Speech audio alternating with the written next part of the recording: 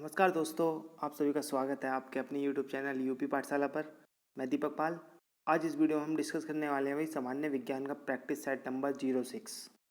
ठीक है दोस्तों, बिना टाइम गवाए शुरुआत करते हैं। पहला क्वेश्चन है, लॉ ऑफ फ्लोटिंग सिद्धांत की खोज किसने की थी? चारों ऑप्शन आपके सामने स्क्रीन पर है, जल्दी से देख लीजिए और अपनी कॉपी पर नोट करते चलना भी कितने मार्क्स आपके बनने वाले हैं।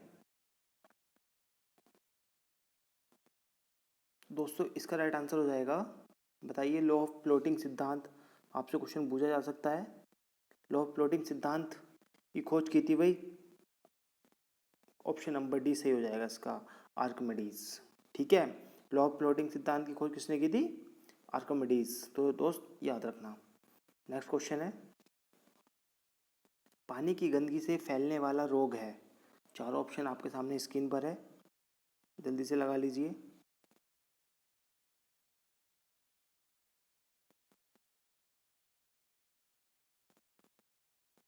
दोस्तों इसका राइट आंसर हो जाएगा, जो पानी की गंदगी है उससे फैलने वाला रोग है इन सब में टाइफाइड। क्या है? टाइफाइड। तो इसका राइट आंसर क्या हो जाएगा दोस्त? D, typhoid. नेक्स्ट क्वेश्चन है, हीमोफीलिया एक अनुवांशिक रोग है जिसका परिणाम है। चार ऑप्शन आपके सामने स्क्रीन पर है, पढ़ लीजिए और आंसर देने की जल्दी कोशिश कीजिए।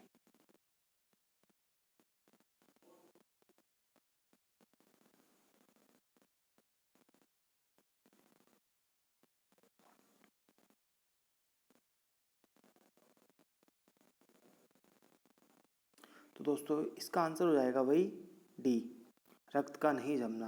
जो हीमोफीलिया है एक अनुवांशिक रोग होता है और इसके अंतर्गत क्या होता है? रक्त नहीं जमता है। ठीक है, तो दोस्त ये पॉइंट भी आपको याद रखना है। नेक्स्ट क्वेश्चन है, बॉक्साइट किसका महत्वपूर्ण अयस्क है?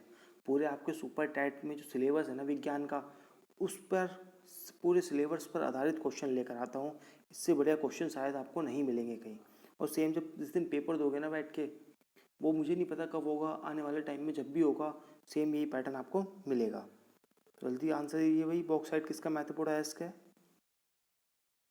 तो बॉक्साइट जो है ये एल्यूमिनियम का एक महत्वपूर्ण अयस्क है, तो इसका आंसर हो जाएगा डी। नेक्स्ट क्वेश्चन है, पीतल की मिश्र धातु है। भाई चारों ऑप्शन में देख लीजिए क्या है भाई पीतल की मिश्र धातु। दोस्तों पीतल की जो मिश्र धातु है वो है, कजिन से याद रख सकते हो, Cu+Zn से दोस्त, मतलब कॉपर जिंक। तो तांबे को ही हम बोलते हैं भाई Cu और जस्ते को जिंक, तो बी ऑप्शन राइट हो जाएगा। नेक्स्ट क्वेश्चन है, रॉकेट किस सिद्धांत पर कार्य करता है? दोस्तों रॉकेट किस सिद्धांत पर कार्य करता है? ऊर्जा संरक्षण के, बर्नौली प्रमेय के, प्रकाश विद्युत प्रभाव के, या संवेग संरक्षण के? दोस्तों रॉकेट संवेग संरक्षण सिद्धांत पर कार्य करता है, इसका इसलिए राइट आंसर हो जाएगा डी, संवेग। रॉकेट किस सिद्धांत पर कार्य करता है? संवेग संरक्षण के।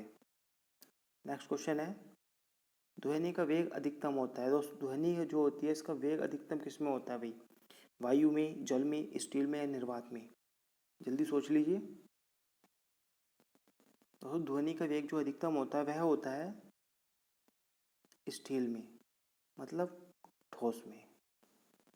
ठोस में ध्वनि का वेग सर्वाधिक होता है, ये पॉइंट आपको याद रखना है।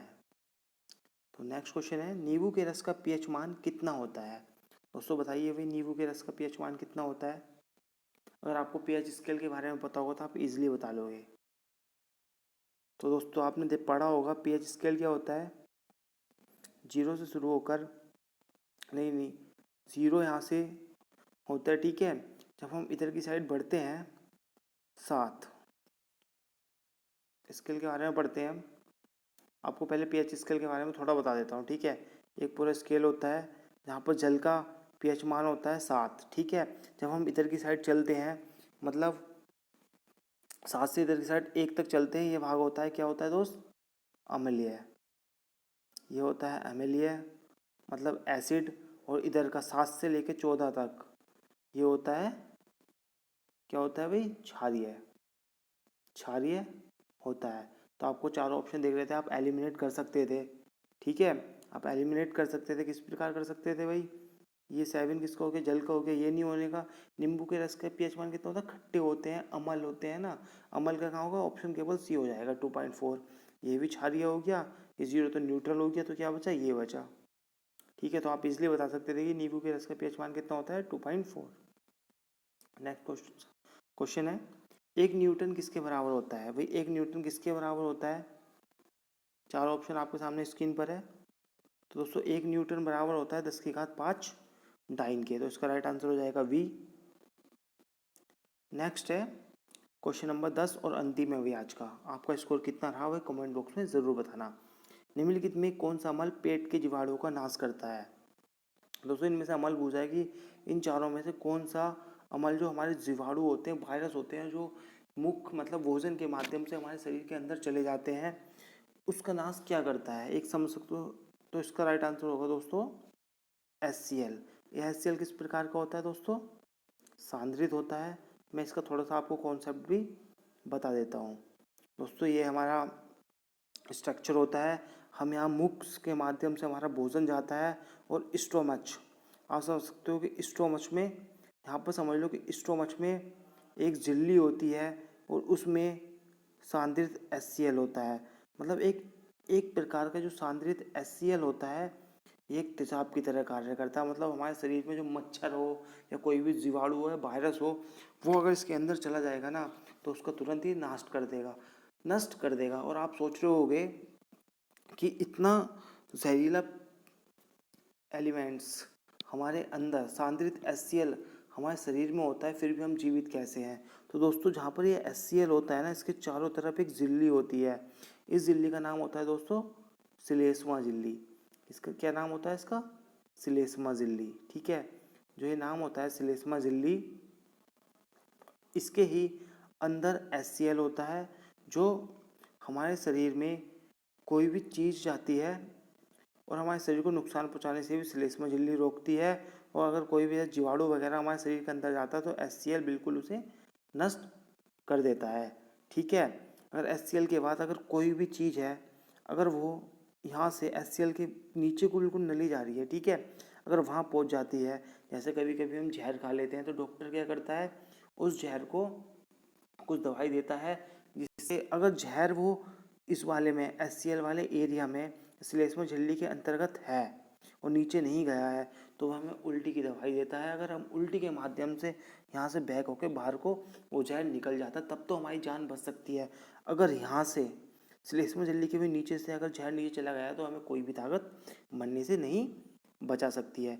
यही इसका कॉन्सेप्ट है। आपको बस ईजिली ये रखना है कि हमारे शरीर में क्या होता है भाई, जो हमारे जीवाणुओं को नष्ट कर देता है, एक श्लेष्मा झिल्ली होती है, उसके अंदर एक सांद्रित HCl पाया जाता है। बस आपको इतना कॉन्सेप्ट रखना और ज़्यादा डीप जाने की ज़रूरत नहीं है। ठीक है, आज मैं आप लोगों के लिए कुछ पॉइंट लेकर आया हूँ, वो आपके लिए काफ़ी महत्वपूर्ण हो सकते हैं। हम पढ़ेंगे भाई जलोदविद। ठीक है, डेली आपके लिए कुछ ना कुछ लाया करूँगा। हाइड्रोफाइट, क्या जलोदविद, ये होते क्या हैं, इनके बारे में डिस्कस करते हैं।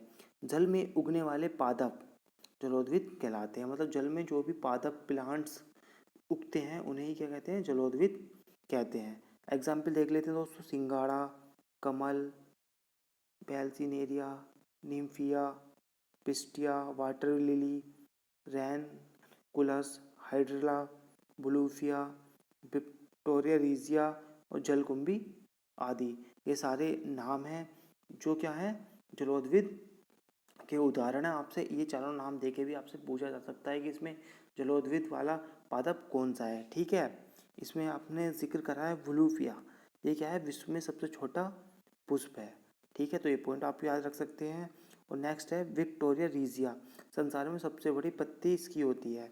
आपको याद रखना है कि ये जो विक्टोरिया रीजिया है, इसकी संसार में सबसे बड़ी पत्ती होती है, और सबसे छोटा पुष्प या सबसे छोटा फूल किसका होता है दोस्तों, वुल्फिया का होता है। हम थोड़ा सा जलकुंभी के बारे में डिस्कस कर लेते हैं। यूपी टाइट में भी इससे क्वेश्चन आया था दोस्तों। पहले तो आप यहाँ पर एक ये सही कर लेना, ये होता है HYANCITH, इंग्लिश में बोलते हैं इसे। ठीक है, तो ए स्किप हो गया है। आइकोर्निया, जलकुंभी को क्या कहते हैं, आइकोर्निया भी कहा जाता है। जो जलकुंभी होती है, ये बंगाल की खाड़ी में सर्वाधिक पाई जाती है, इसलिए इसे बंगाल का शौक भी कहा जाता है। संसार में सबसे तेज गति से वृद्धि करने वाला ये पादपोते है जलकुंभी। ठीक है, इसे जलीय खरपतवार भी कहते हैं और जल तंत्र का आतंकवादी भी जलकुंभी को कहा जाता है। दोस्तों, किसी भी प्रकार से आपसे जलकुंभी के बारे में क्वेश्चन पूछा जा सकता है, मैंने हर प्रकार से आपके सामने रख दिया है। दोस्तों, अगर आपको वीडियो पसंद आई है तो एक लाइक ज़रूर करना। अगर आप इसी तरह की वीडियो या लास्ट में थोड़ा सा कंटेंट पढ़ने का चाहते हो तो मुझे कमेंट बॉक्स में ज़रूर बताएं। ठीक है दोस्तों, तो मिलते हैं इसी उत्साहपूर्ण के साथ। धन्यवाद।